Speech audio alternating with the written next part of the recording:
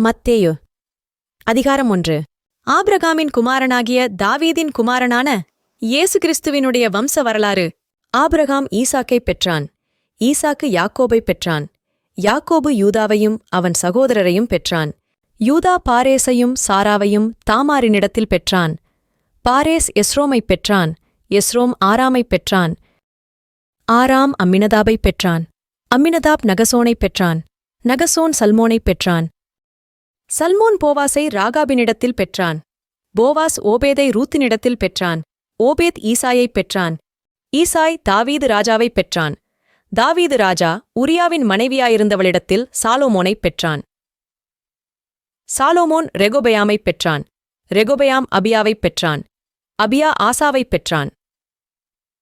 ஆசா யோசபாத்தைப் பெற்றான். யோசபாத் யோராமைப் பெற்றான். யோராம் உசியாவைப் பெற்றான். ஊசியா யோதாமைப் பெற்றான். யோதாம் ஆகாஸைப் பெற்றான். ஆகாஸ் எசேக்கியாவைப் பெற்றான். எசேக்கியா மனாசேயைப் பெற்றான். மனாசே ஆமோனைப் பெற்றான். ஆமோன் யோசியாவைப் பெற்றான். பாபிலோனுக்குச் சிறைப்பட்டுப் போகுங்காலத்தில் யோசியா எகொனியாவையும் அவனுடைய சகோதரரையும் பெற்றான். பாபிலோனுக்குச் சிறைப்பட்டுப் போன பின்பு எகோனியா சலாத்தியலைப் பெற்றான். சலாத்தியல் சொரோபாபேலைப் பெற்றான். சொரோபாபேல் அபியூதைப் பெற்றான். அபியூத் எலியாக்கீமைப் பெற்றான். எலியாக்கீம் ஆசோரைப் பெற்றான். ஆசோர் சாதோக்கைப் பெற்றான். சாதோக்கு ஆகீமைப் பெற்றான். ஆகீம் எலியூதைப் பெற்றான். எலியூத் எலெயாசாரைப் பெற்றான். எலெயாசார் மாத்தானைப் பெற்றான். மாத்தான் யாக்கோபைப் பெற்றான். யாக்கோபு மரியாளுடைய புருஷனாகிய யோசேப்பைப் பெற்றான். அவளிடத்தில் கிறிஸ்து எனப்படுகிற இயேசு பிறந்தார்.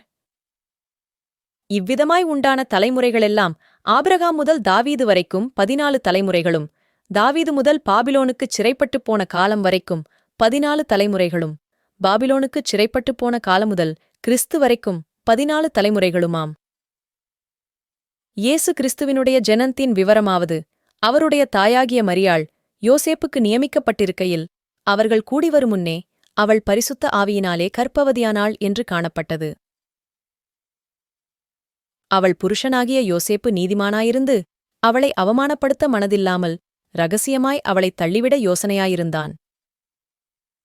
அவன் இப்படிச் சிந்தித்துக் கொண்டிருக்கையில் கர்த்தருடைய தூதன் சொப்பனத்தில் அவனுக்குக் காணப்பட்டு, தாவீதின் குமாரனாகிய யோசேப்பே, உன் மனைவியாகிய மரியாளைச் சேர்த்துக்கொள்ள ஐயப்படாதே. அவளிடத்தில் உற்பத்தியாயிருக்கிறது பரிசுத்த ஆவியினால் உண்டானது. அவள் ஒரு குமாரனைப் பெறுவாள். அவருக்கு இயேசு என்று பேரிடுவாயாக. ஏனெனில் அவர் தமது ஜனங்களின் பாவங்களை நீக்கி அவர்களை இரட்சிப்பார் என்றான். தீர்க்கதரிசியின் மூலமாய் கர்த்தராலே உரைக்கப்பட்டது நிறைவேறும்படி இதெல்லாம் நடந்தது. அவன், இதோ ஒரு கன்னிகை கர்ப்பவதியாகி ஒரு குமாரனைப் பெறுவாள். அவருக்கு இம்மானுவேல் என்று பேரிடுவார்கள் என்று சொன்னான்.